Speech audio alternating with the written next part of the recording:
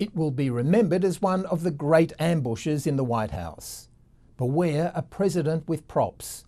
All he had to do was to order the lights to be turned down.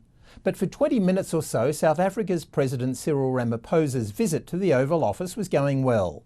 President Ramaphosa congratulated Trump on the renovations he's made to the Oval Office.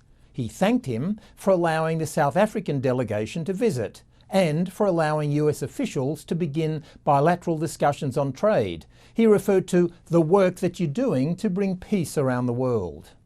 Trump the renovator, Trump the facilitator, Trump the president in search of peace. I'm sorry, I don't have a plane to give you. I wish you did. Okay. So far, so good.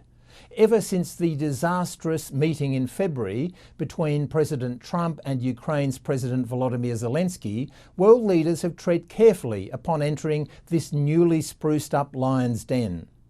But the conversation began its descent into disaster when a journalist asked President Trump, "What would it take for you to be convinced that there's no white genocide in South Africa?" President Ramaphosa did something few, if any, leaders have done before. He jumped in, saying he could answer for President Trump. It's for him. No, seriously. I'd rather have him answer. Yeah, I'd rather answer. A brave and unorthodox decision. It was a particularly precarious move given the sensitivity of the subject and the fact that the Trump White House has been running hard on the claim that the South African authorities are overseeing, or turning a blind eye, to such a genocide. In recent weeks, the US has accepted 59 Afrikaners as refugees based on this narrative. It will take President Trump listening to the voices of South Africans, Mr. Ramaphosa said. Ramaphosa would have been smarter to acknowledge that there was a serious crime problem and that this was one of the issues he wanted to talk to the president about in private. It was at that point that President Trump pulled the trigger, and so began the ambush. Excuse me, turn the lights down, and just put this on. It's right behind you. When the Commander-in-Chief of the United States orders the lights to be turned down, they tend to be turned down quickly.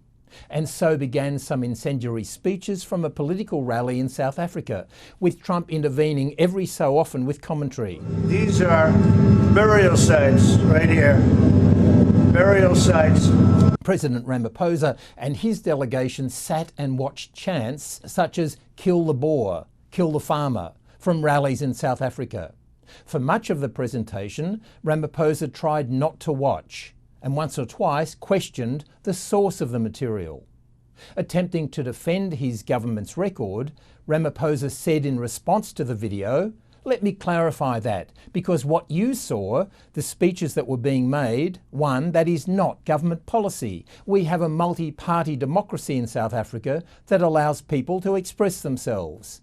As it turned out, some of these radical firebrands who were not part of the South African government were the ones speaking. After the video, Ramaphosa pushed back, arguing that there was a crime problem in South Africa, but that more blacks were being killed than whites.